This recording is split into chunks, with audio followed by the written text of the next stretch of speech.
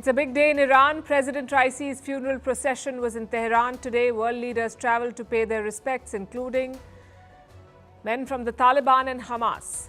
The list itself is a story. As is the turnout, the crowds are a tool for political messaging. Meanwhile, the succession battle has intensified with more names in the fray. We'll tell you all about it. In the Western camp, the divide over Israel is deepening thanks to the possibility of an arrest warrant against Prime Minister Netanyahu. America wants to sanction the international court. In the other war, Russia is flexing its nuclear muscle again, carrying out tactical nuke drills as Europe decides to give Russian money to Ukraine.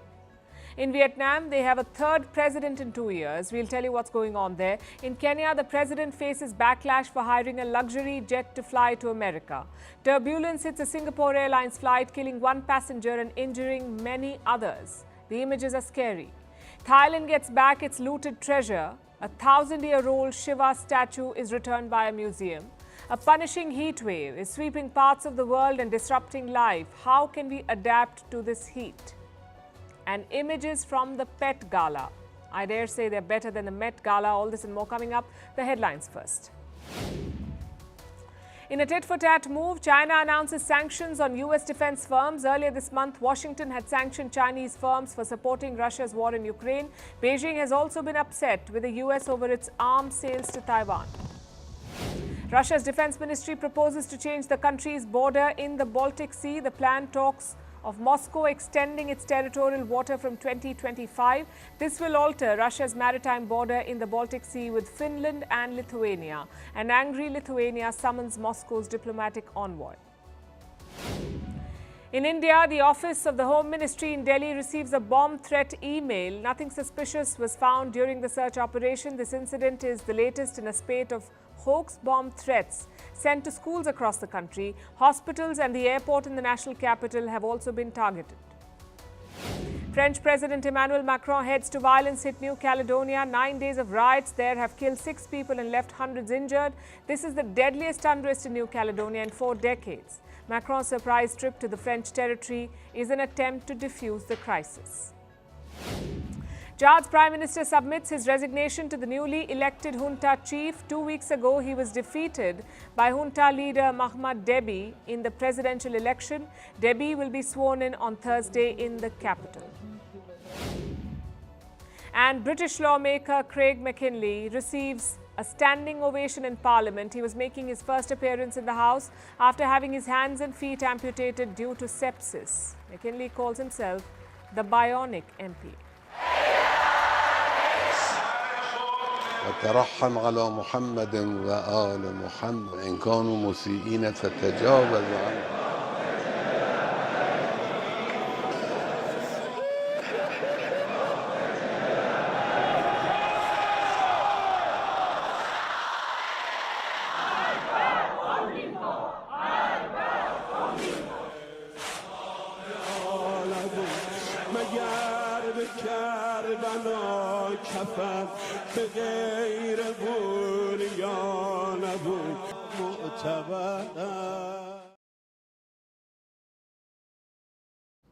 It's a funeral/spectacle, a procession that is also a performance.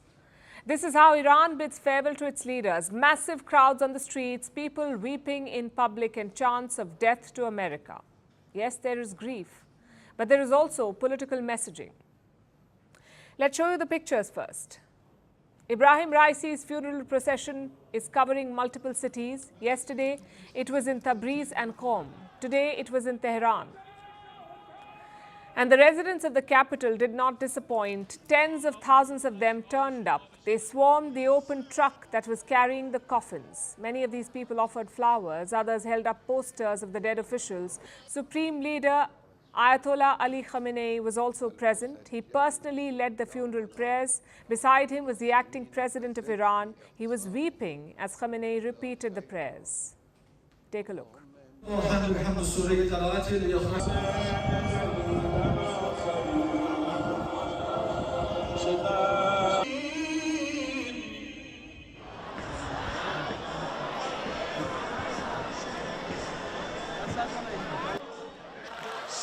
وترحم على محمد وآل محمد الحين الله أكبر.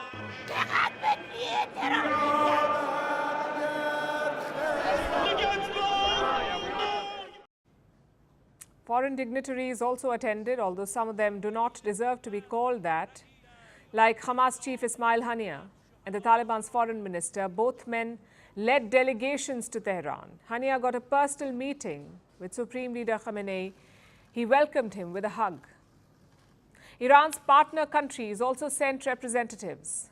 Russia's head of parliament, Turkey's vice president, the Prime Minister of Iraq, the Prime Minister of Pakistan, the Vice Premier of China, and the Vice President of India, that's Jagdeep Dhankar. He reached Tehran earlier today and paid his respects to Ebrahim Raisi. Of course, Western countries stayed away. Most of them do not have diplomatic ties with Iran, so they did not send any delegation. Even this short guest list is important. It shows that Iran still has friends, powerful friends. But the regime will be more focused on the domestic attendees, the people of Iran. We've seen this before too. Funerals for top leaders attract thousands of people, often millions. The first instance was in 1989. That's when Iran's first supreme leader, Ayatollah Khamenei, died. Guess how many mourners turned up? According to Iran, 10 million people. That was 1/6 of Iran's population. They turned up to bid farewell to the supreme leader. Another instance was in 2017.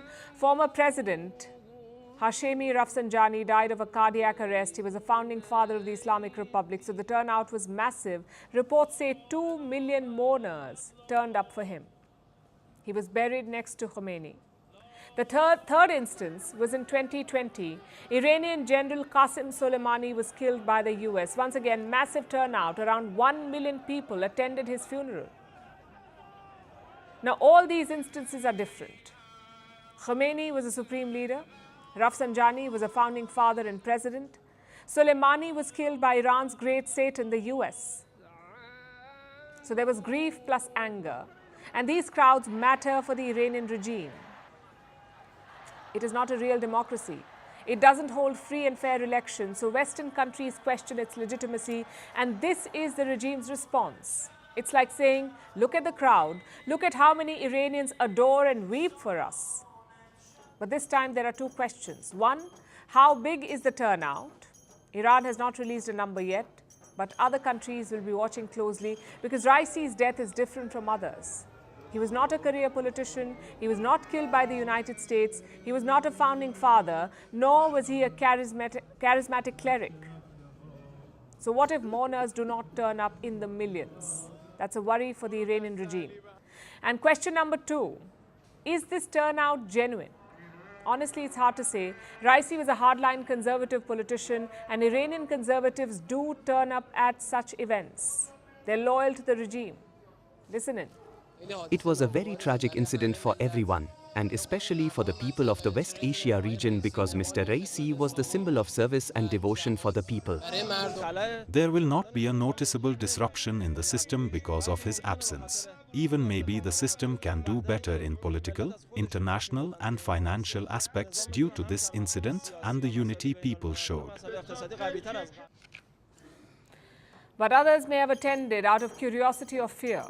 Iran has declared 5 days of mourning. Government offices and schools are shut. So what do people do? Some may have thought might as well attend the funeral. Plus there is fear of reprisals. Some Tehran residents apparently got text messages saying what? That everyone must attend the funeral. And when you get a message like that in Iran, you do not question it. You just do it. The regime has already given strong messages to dissidents. They've been told, do not celebrate. If you do, you will face charges. So I guess the sentiment is mixed. Grief plus fear. But the regime's job is not done yet. The funeral is supposed to signal their popularity. Next, they must signal their stability. Iran's parliament held a special session on Tuesday, and Khamenei has said that operations will not be disrupted. So the message is quite clear. The regime is as strong as ever. Whether that's true or not is a different question altogether.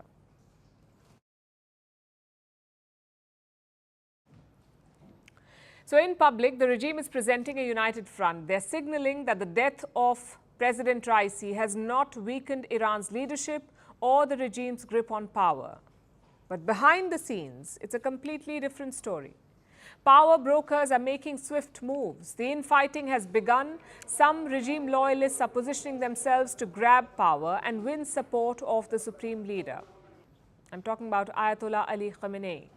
He controls all the levers of power in Iran, from the government to the parliament, the judiciary and Iran's foreign policy. Khamenei controls everything in this country. He also dictates the outcome of Iran's elections. And yes, there is an election, but it's heavily rigged. For starters, not everyone can contest. You need a green light from the supreme leader. He signs off on all the candidates. The voting process is a mere formality. The result is predetermined. It will be the same for the next president. He'll be picked behind closed doors before the voters reach the ballots. So who are the contenders? The list keeps getting longer every day. These are the names we've already told you about.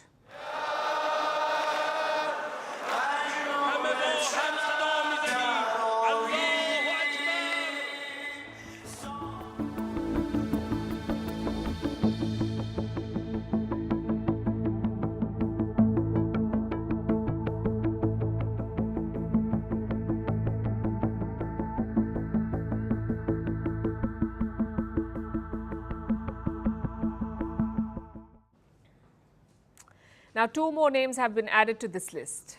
Mohammad Baghir Ghalibaf, the current speaker of Iran's parliament. He ticks the right boxes for the regime. Ghalibaf is a hardliner. He has administrative experience. In the past, he has served as Iran's police chief and Tehran's mayor. More importantly, he is believed to be close to the IRGC, the Islamic Revolutionary Guard Corps, IRGC, the powerful and influential armed force. They protect the regime and its power. They report to the supreme leader. If these guards, the IRGC, back Ghalibaf, he has a good chance of becoming president. Another presidential contender is Ali Larijani, again a hardliner. Larijani has served with the Revolutionary Guards. He was also Iran's nuclear negotiator and the son of a famous Ayatollah. Iran's conservatives may find that background appealing. Plus, Larijani has tried his luck in the past. He was stopped from challenging Ebrahim Raisi in 2021. Observers say the regime wanted to give Raisi a clear field. And Larijani lacked charisma as a candidate. But now that Raisi is out of the picture, will he get support this time? Guess we'll have to wait and see. Meanwhile, one candidate seems to be losing support already. That is Saeed Jalili. We told you about him yesterday. Jalili has been a key player in shaping Iran's foreign policy. Like the rest of the candidates, he too is a hardliner. But the conservatives do not really like him. Some of them are trying to block him. They've sent messages to the supreme leader, according to reports. They want to block Saeed Jalili from contesting. But where does the Ayatollah stand? Well, he can. He's unlikely to spell it out in public, especially when his own son is in contention. I'm talking about Mojtaba Khamenei. His name is being widely mentioned, especially in the Western press. He's being called a potential successor, not only to President Raisi, but also to his father, the supreme leader. However, Mojtaba Khamenei faces two significant obstacles. First is his profile. He's never held any public office. He has largely remained away from public life, so he's untested. He may or may not be able to whip up the same level of support as his father. The second challenge is this. Mojtaba's nomination would go against the principles of the Islamic Republic. In 1979, when the Shah was overthrown and the hardliners rose to power in Iran, they declared an Islamic rule. They said it marks an end to the hereditary rule of the Shah. Now, can those same men elevate the son of their leader? It would be very bad optics for the regime, and at a time when they already face a crisis of legitimacy. The system is also suffering from a domestic legitimacy crisis. They have just wrapped up their parliamentary elections, and there was record low public turnout. In the second round of voting in Tehran, only 8% of the population voted. So the political establishment is going to put on a brave face.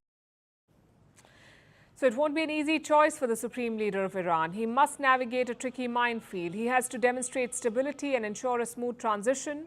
And to complicate matters, the Ayatollah does not have a lot of time. The election is barely 6 weeks away. We'll be tracking this story for you.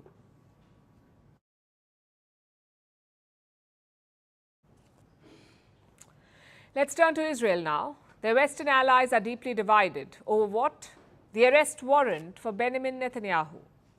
The warrant has not been issued yet, but prosecutors at the ICC are asking for it. That's the International Criminal Court, the ICC. If issued, this warrant would put Western nations in a tough spot. Some of them do recognize the ICC, like France, Germany, and Italy. So technically, they must arrest Netanyahu on their soil. But the question is, will they? This is where the divisions emerge. France and Germany have supported the ICC, so have countries like Sweden and Denmark. They say rule of law must be followed. But the old Anglosphere gang is against it. I'm talking about Britain and the US. Joe Biden has already rejected the warrant bid, and now Rishi Sunak has joined in. The British Prime Minister says it's an unhelpful development. Deeply unhelpful development. Of course, it's still subject to a final decision, but it remains deeply unhelpful nonetheless. There is no moral equivalence between a democratic state exercising its lawful right to self-defense and the terrorist group Hamas. It's not a problem for the US. They do not accept the ICC's jurisdiction, so warrants do not matter to them. In fact, US Republicans are looking to host Prime Minister Netanyahu. They want him to address the US Congress. But for the UK, it's different. They do accept the ICC's jurisdiction. So if a warrant is issued, they will face a tough choice. And Rishi Sunak may have rejected the warrant, but he's not taking on the ICC. He's choosing his words carefully. The US, though, is in full attack mode. Their Congress is considering punitive action against the International Criminal Court. In other words, they want sanctions. But any such move will need President Biden's support. Will the president give it? His top diplomat was asked this question. Listen to his response. We want to work with you on a bipartisan basis to find an appropriate response. I'm committed to doing that. As you say, the devil's in the details, so let's see what you got, and we can take it from there. It's not a yes, but it's also not a no, and that is a worrying response from Blinken. He's talking about sanctioning a court, and not just any court, a global court recognized by more than 120 countries. It would be a very dangerous move, although not an unprecedented one. Let me take you back to 2002. The US Congress passed a similar legislation. It was nicknamed the Hague Invasion Act. The Hague is where the ICC is located. And what did this law say? That the US must use, and I'm quoting, any means necessary to free US leaders from the Hague. Suppose a US politician is arrested or a US general is being prosecuted, then Washington can even use force to free him. Hence the nickname, the Hague Invasion Act. So the US does have bad blood with the ICC, but this time it's a lot more complicated. For starters, the ICC is not prosecuting American leaders, they're chasing Israeli leaders. Secondly, many Americans agree with the warrant or the warrant bid. Let me show you what happened at a congressional hearing. Senator Lindsey Graham was speaking to Antony Blinken. He said if warrants are issued for Netanyahu, then US leaders would be next. Listen to how the crowd responded. We, hopefully, together will find a way to register our displeasure with the ICC, because if they'll do this to Israel, we're next. This group tried to come after our soldiers. Yeah, you can clap all you want to. They started clapping. It tells you what US public opinion is. And that should worry Benjamin Netanyahu. In the short run, this warrant bid could benefit him. Joe Biden is supporting him again. Even his domestic rivals have offered support. But what about the long run?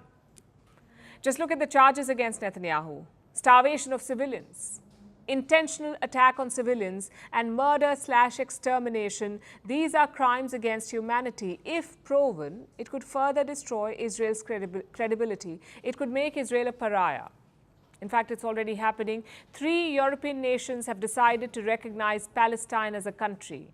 Ireland, Spain and Norway. The announcement was made today. It will be implemented on the 28th of May. Listen to how the Spanish leader justified his move. And if one thing is clear to me, it is that Prime Minister Netanyahu has no peace project for Palestine. Fighting the terrorist group is legitimate and necessary after the events of October 7th. But Netanyahu is creating so much pain and so much destruction and so much rancor in Gaza and the rest of Palestine that the viability of two-state solution is in serious danger.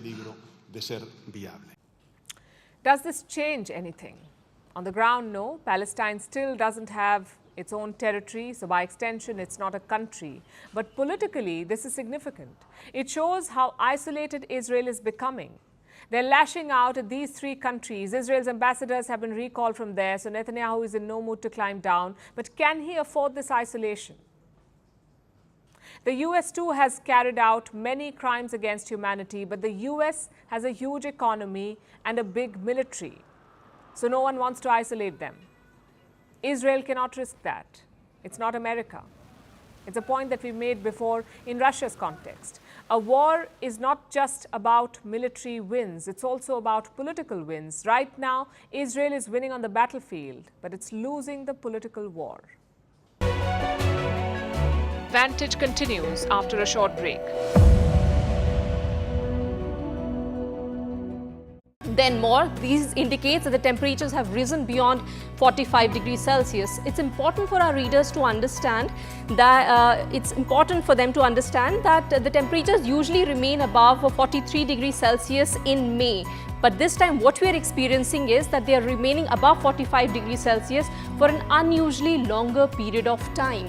So if you can see Punjab, Haryana, Delhi, Rajasthan as well as Western UP, even Gujarat and Madhya Pradesh, these are the red zones, and that is why the weather department has also issued a red warning for these states at least till 24th of May, and yesterday they have extended these warnings to 25th May as well.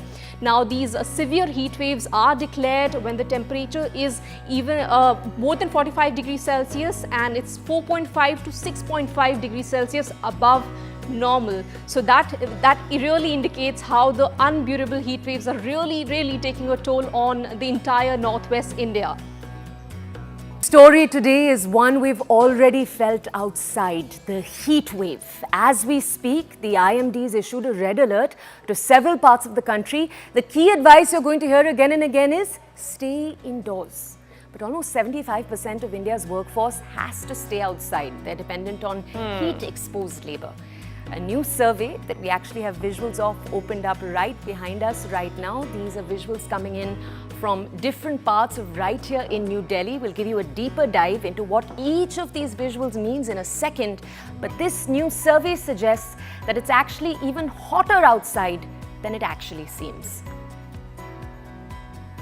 That's right. So on TBC, we thought we'll show you some super interesting pictures. You've just seen a glimpse of it. This is a survey done by Greenpeace.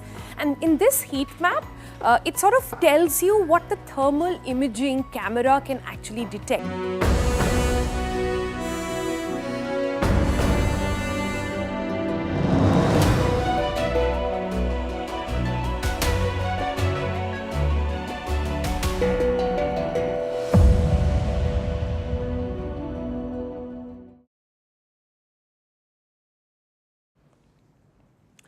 Speaking of Russia, Vladimir Putin has ordered new drills. Not your routine ones. This drill involves tactical nuclear weapons. So the stakes are very high. And so are the political implications. The drills are taking place in Russia's southern military district. It shares a border with Ukraine. Yesterday was the first stage of the drill, the preparation. This involves a lot of important steps like loading fake warheads to launch vehicles, driving to the launch site and also loading missiles on warplanes. Take a look at this.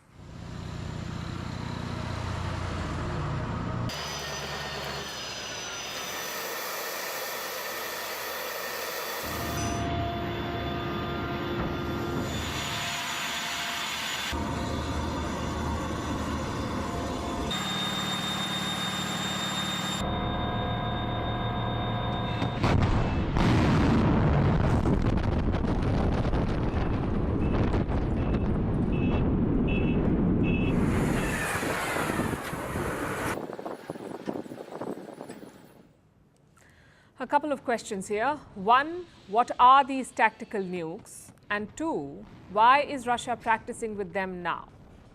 There are two types of nuclear weapons, tactical and strategic. Strategic weapons are your big bombs. They can destroy entire cities. But tactical weapons are like mini nukes, powerful but targeted. They cannot wipe out an entire city, but they can cause considerable damage. Most of these tactical weapons were built during the Cold War. Russia is said to have around 2,000 of them, and the US, less than 200. The Americans gradually stopped making tactical nukes, but Russia is still holding on to them. Which brings us to the second question. Why is Moscow holding this drill now? This is what the Defense Ministry is saying, and I'm quoting, to ensure the territorial integrity and sovereignty of the Russian state in response to provocative statements and threats of individual Western officials against the Russian Federation. It's not a surprise. Putin has always timed his nuclear rhetoric. First, in late February 2022, Putin placed his nuclear forces on high alert. This was just after the invasion began, so the idea was to deter any Western intervention. In March 2023, that is last year, he did it again. Putin said he would place nuclear weapons in Belarus. Again, the timing was key. It came just before Ukraine's counteroffensive, and finally, this tactical nuclear drill. Some 3,000 Russian soldiers are part of it. They're mainly using two Russian missiles, Iskander and Kinzhal. Both can carry tactical nuclear warheads. So it's a clear warning to the West. We've heard some escalatory comments from European leaders, especially from France and Britain. President Macron keeps talking about sending troops to Ukraine. He said the same thing earlier this month. The UK too is stepping up the rhetoric. Their foreign secretary made an important statement this month. He said Ukraine can use Western weapons to strike inside Russia. And this is a shift. Because initially, the West only allowed defensive use. But now they say you can attack inside Russia. Plus, you have new weapons coming. The US has finally approved a new military package for Ukraine. It's worth almost $61 billion. Those weapons could hit the battlefield soon, which explains Vladimir Putin's decision. It's very unlikely that he will actually use tactical nukes, but the threat itself is enough. The question is, how will the West respond? They've criticized the nuclear drills, but they're not in the mood to back down. In fact, they have found new ways to fund Ukraine's war. How? By making Russia pay for it. Let me explain how this works. When Putin invaded Ukraine, the G7 froze Russian assets. The G7 is the group of 7 Western economies. They froze Russian assets, like gold and foreign exchange. It was worth almost $300 billion. This is Russian money. Now, these assets are generating money, either through profits or through interest, $300 billion. So the European Union is giving these profits to Ukraine. 90% of it for military aid, 10% for other demands. And how much money would that be? Between $16 and $21 billion by 2027. The first payment is expected by July. Russia is obviously fuming at Europe. A Kremlin spokesperson called it theft. Even this reduced option is nothing more than expropriation, because all those revenues are revenues from our assets. And transferring them to other purposes is also a violation of all the rules and norms of the international financial economic system. Hard to argue with that. This money is not Putin's personal wealth. It belongs to the Russian people. So what gives Europe the right to appropriate it? The United Nations has not approved this move. Neither has any global body. It's a unilateral decision by Brussels. So Russia is responding in kind. They have seized assets of 2 German banks, Deutsche Bank and Commerzbank. Both these moves will undermine trust in the global financial system. It will weaken investor confidence. But Russia and the West don't seem to care about that at the moment. They're going by the old adage, all's fair in war.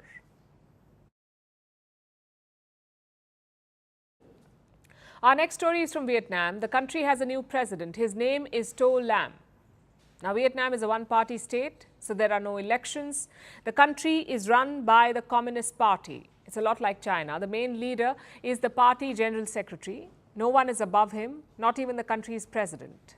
The main decisions are taken by a Politburo. It has 16 members. To Lam was nominated by the Communist Party.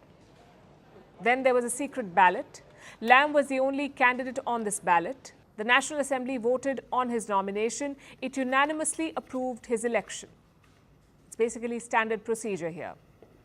Then why is this election making so much news? It's because of Vietnam's politics. To Lam is the third president in 2 years. The third in 2 years. The other two had to resign because of an anti-corruption drive.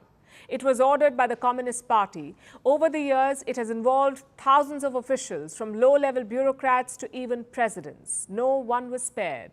The first president to fall was Nguyen Xuan Phuc. There were rumors that he would be sacked, but he resigned before that. Then came Vo Van Thuong.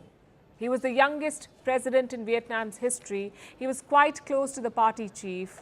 He looked like the perfect choice, but he did not last. The anti-corruption drive got to him. He had to resign. And now we have To Lam, who also happens to be the man who led the anti-corruption drive. He was the deputy head of that committee. He has played a central role, and that seems to have propelled him to a top position. Now the question is, can he go further? I ask because Vietnam has 4 main political positions. Like I told you, the first and the most important one is the General Secretary, the be-all and end-all of the system, the party General Secretary. Then there's the Prime Minister, the President and the Speaker. They are all called 4 pillars of Vietnam's politics. And among these, the position of the President is mostly ceremonial. It's like a rubber stamp leader. But it's also a stepping stone to become the chief of the Communist Party. Right now, the Secretary General is Nguyen Phu Trong. He's 80 years old. He took the position in 2011. This is his third 5-year term. It ends in 2026. He may even step down before that. So the Communist Party in Vietnam is looking for a successor. The previous president, Vo Van Thuong, was seen as a top contender, but now with his downfall, the race is wide open. And the new president, Lam, can capitalize on that. He can try for the party chief's job.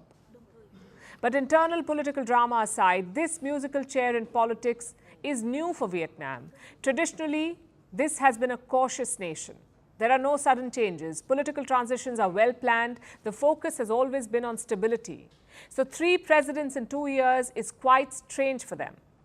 And it is raising concerns among investors. You see, in 1986, Vietnam was one of the poorest nations in the world. Then came economic reforms. The country focused on growth. It soon became a middle-income economy, and that turned it into a prominent investment destination. As companies move away from China, their first choice is becoming Vietnam.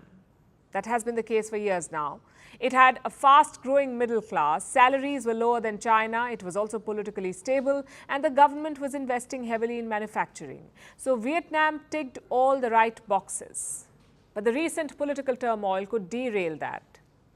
There could be bureaucratic paralysis. It could spook investors. Businesses may think twice before moving to the country. These are all real concerns. So while an anti-corruption crackdown sounds good on paper, it could also potentially work against Vietnam. The country has some lofty goals. Vietnam wants to become a developed nation by 2025, but it cannot do that by driving away business.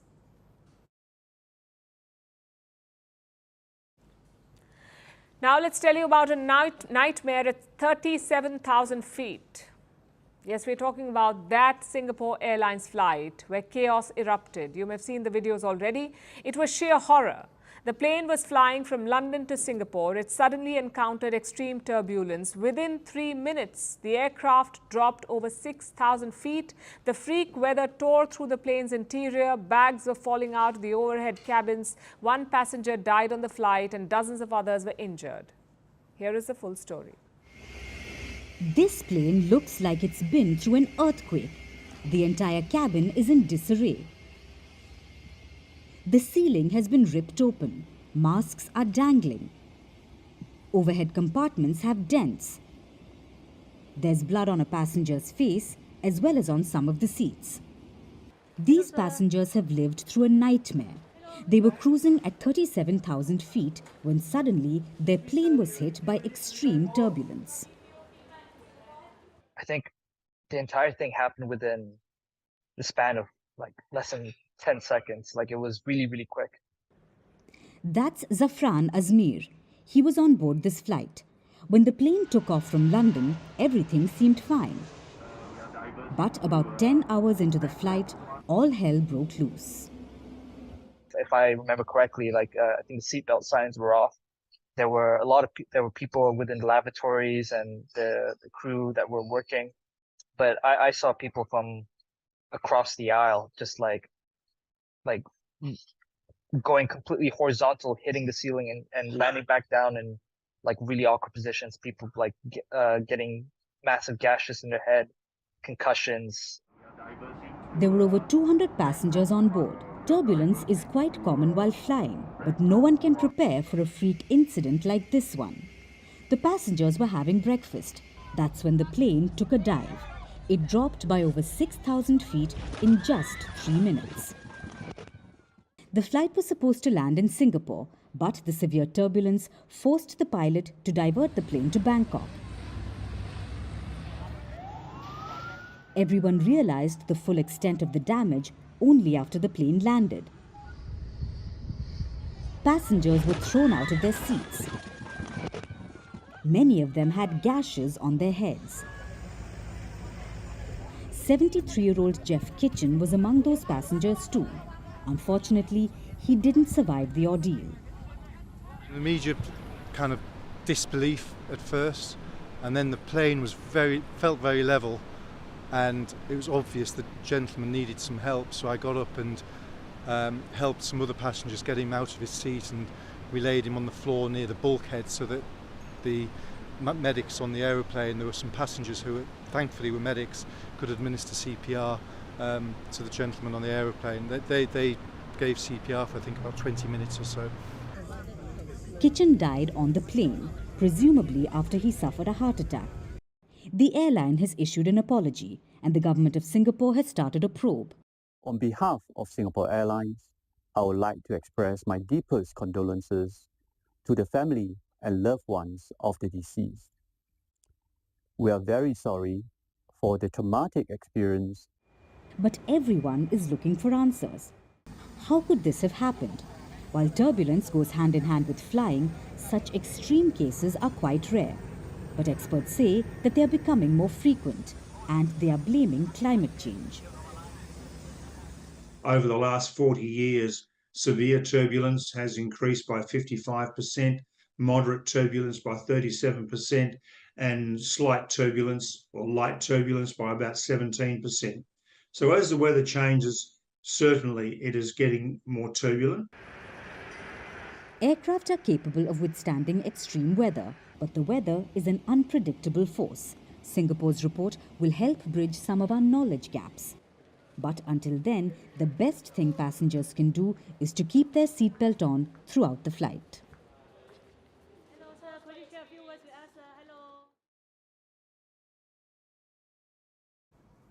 Our next story is about Kenya, about their president, William Ruto, who is on a state visit to the US. It's the first state visit by a Kenyan president in over 2 decades, the first since 2003.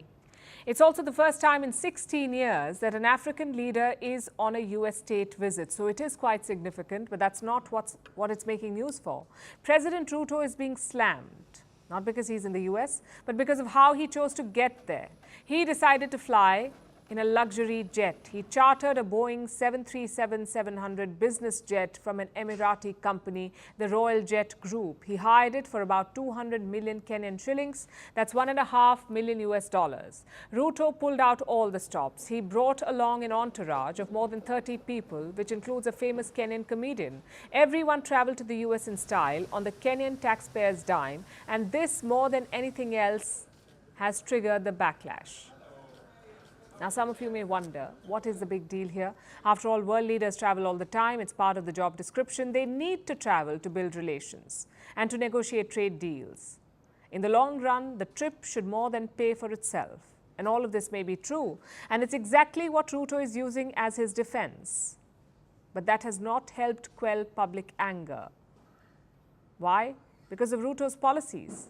He's been tough on Kenyan taxpayers. He became president in 2022 and he has been increasing taxes ever since. Ruto has increased the tax rate on salaries. He has doubled the sales tax on fuel. He has introduced a housing levy, a hospital insurance levy and a turnover tax on small businesses.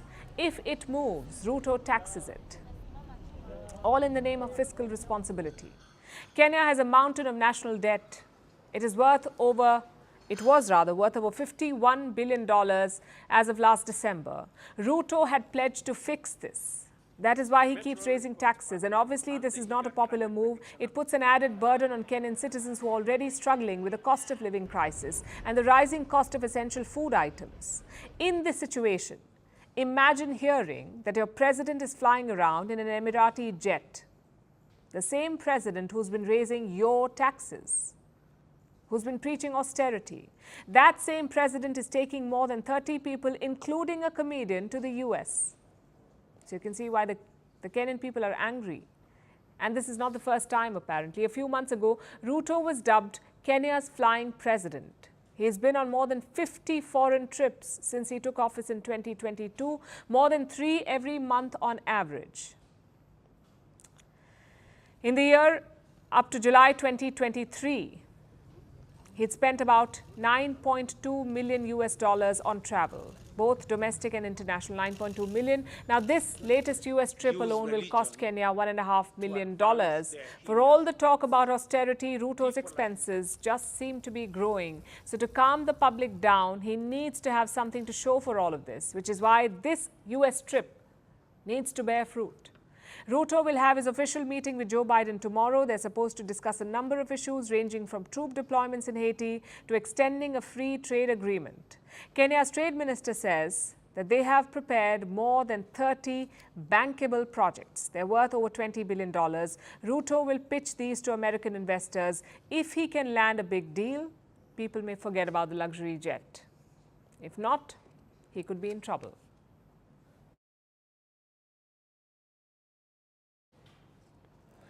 Now let's turn to Thailand. Yesterday there was a celebration because 2 ancient Thai statues made their way home. One of them is a 4-foot-tall bronze figure believed to depict the Hindu god Shiva. It is known as the Golden Boy or the Standing Shiva. The other statue is called the Kneeling Lady. Both these figures are about 1,000 years old. They're both considered masterpieces, but about 50 years ago, they were looted and smuggled out of Thailand. It may not surprise you to learn that there was some British involvement in this looting. The statues eventually made their way to the Metropolitan Museum of Art in New York, where they've been for decades. But finally, the Met decided to do the right thing. Yesterday, they actually returned the statues to Thailand. Our next report has the details. The gilt bronze figure of the Hindu god Shiva displayed before you here today is without doubt a singular masterpiece, one of the most important religious sculptures of its kind to survive from mainland Southeast Asia. That was John Guy, curator in the Department of Asian Art at the Metropolitan Museum of Art in New York City. He was in Thailand yesterday, bringing back some long-lost treasures. 2 bronze statues, both almost 1,000 years old. One of them is called the Kneeling Lady. It depicts a woman with her hands folded in prayer. The other statue, the one the Met curator was talking about, is called the Standing Shiva, or the Golden Boy. It is about 129 centimeters or 4 feet tall. It has 2 names because there are 2 theories about what the statue depicts. The Met and most others believe that the statue depicts a god, the Hindu god Shiva. 1,000 years ago, Hinduism was a dominant religion in Southeast Asia. The region is home to numerous ancient Hindu temples and statues. The Standing Shiva statue may be one of them. The second theory is that the statue depicts a king, the Khmer king Jayavarman VI. He reigned between 1080 AD and 1107 AD, approximately when the statue was created. So it's possible that it depicts him as well. Whatever the case, the statue is still a masterpiece, a priceless artifact that belongs to the people of Thailand. But about 50 years ago, the statue was taken from them. A woman said she found the figure in 1974 while digging for sweet potatoes. She says she took it to the police, who directed her to Thailand's capital, Bangkok. There, she sold the priceless statue to a foreigner for about $33,000. Eventually, the statue wound up at the Met Museum a few years later. The Met had the statue in their collection from 1988 till last year. That's when they decided to return it. The Met initiated the return of these two objects after reviewing information and established that the works rightly belonged to the Kingdom of Thailand. This return followed the launch of the Met's Cultural Property Initiative last year, an initiative driven by the Met's commitment to the responsible collecting of antiquities and to the shared stewardship of the world's cultural heritage. The Met discovered that the statue was linked to a man called Douglas Latchford. He was a British antique collector and dealer. Over the years, he sold numerous South Asian artifacts to museums around the world. He was accused of smuggling artifacts for years, but he wasn't formally charged or indicted until 2019. But before the case could progress, Latchford died in 2020. His family still denies any wrongdoing. But the Met Museum seems to have seen the light. On behalf of the Thai government and all Thai people, I'd like to express gratitude that these two important artifacts have returned home. These artifacts that Thailand has received from the Met are the national assets of all Thais. While the story has a happy ending, it still took far too long for justice to prevail. And there are still thousands of artifacts lying around in Western museums. Priceless heritage which was stolen by colonizers. Thailand's story should be an inspiration to the rest of the global South. Because there's still a lot of loot left that needs to be returned. Vantage continues after a short break. Parts of the city is detecting different sort of spots and telling you which are some which are the hottest, some which are getting cooler as we speak. So let's start with this one that we have for you over here. Now what you see here is Khan Market with a thermal camera. What you see is different levels of color. The color coding here suggests that yellow over here, you see that mark over here is the hottest, and then they go into the cooler zone. Now what's interesting here, let me try and mark a couple of areas for you. If you see the exposed land, all of that, the hottest, no-brainer, right?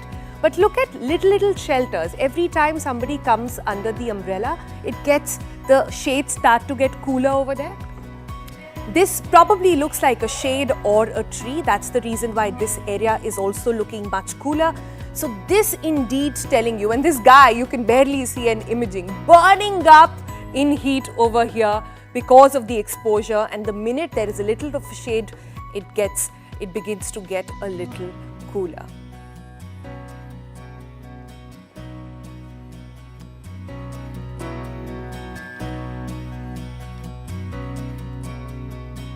And Toya there has more images for you. Right, so that's one set of visuals coming in. As we just showed you, these were visuals coming in from Khan Market. But next, we have this visual coming in from India Gate. So remember, for each image, we're showing you first what it looks like to the naked eye. So when you're looking at it, these are visuals that have come in from India Gate. Remember, all of these visuals are coming in from the 1st of May.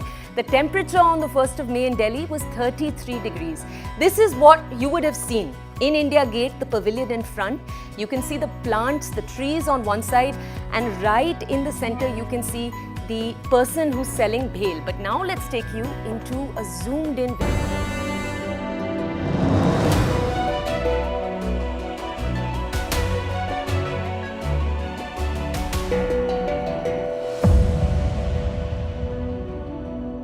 Now it's time for Vantage Shots, images that tell the story. The UK erects sand sculptures of soldiers on a beach ahead of D-Day landings. In the United States, billions of buzzing cicadas emerge thanks to a rare event not seen in centuries. And welcome aboard Bark Air, a canine-friendly flight that transports dogs from New York to Los Angeles. Finally, we are taking you back in history. On this day in 1972, Richard Nixon landed in Moscow for a summit with Soviet leaders. He was the first US president to visit the Soviet Union. It was a step towards conciliation during the Cold War.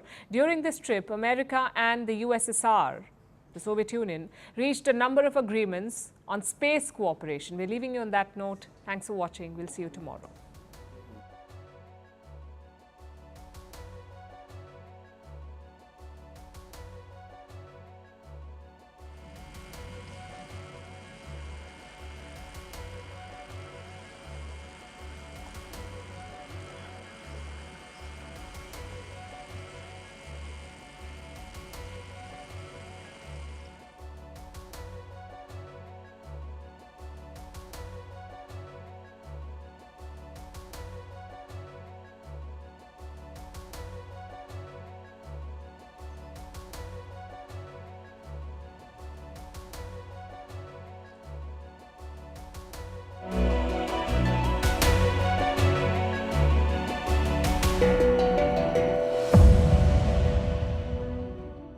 Exactly this.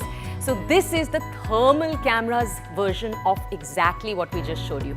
Take a look over here. Remember the temperature we told you, 33 degrees that day. But as you can see, in different parts of this image, the street worker actually being exposed to much higher temperatures. This is a street vendor in particular. As you can see over here, temperatures soaring all the way up to 45.8, where it gets really light, as you can see. And what's that central focus lens? Over here, the lens shows us 31.6. You'll see the central circle on each of the images. That's the focus of the camera. So around this street vendor, as you can see, the temperature is still a little better. It's 31 degrees, but right over here, everywhere where there is cemented parts, it's rising up to 45.8. So as we told you, this image coming in from India Gate. Let's move on from this to our next image. Our next image comes to you from Nehru Place. Let's just take a look at it after this. Nehru Place open over here, as you can see. This is an image. Nehru Place, remember, is just a few kilometers. It's about half an hour away from everything else we were showing you. India Gate, for example. And we wanted to show you that even half an hour away, it's the same picture. It's 33 degrees over here. And still, as you can see, this is what it looks like to the normal eye. So there are umbrellas, as you can see here, that are covering the entire space up for people. Let's just very quickly, let me walk you over to the heat thermal version of this. Under the umbrellas, it's actually not that cool. Can you tell that even though there are umbrellas there, look over here, the yellow parts, as you can see over here, very little purple. So it's not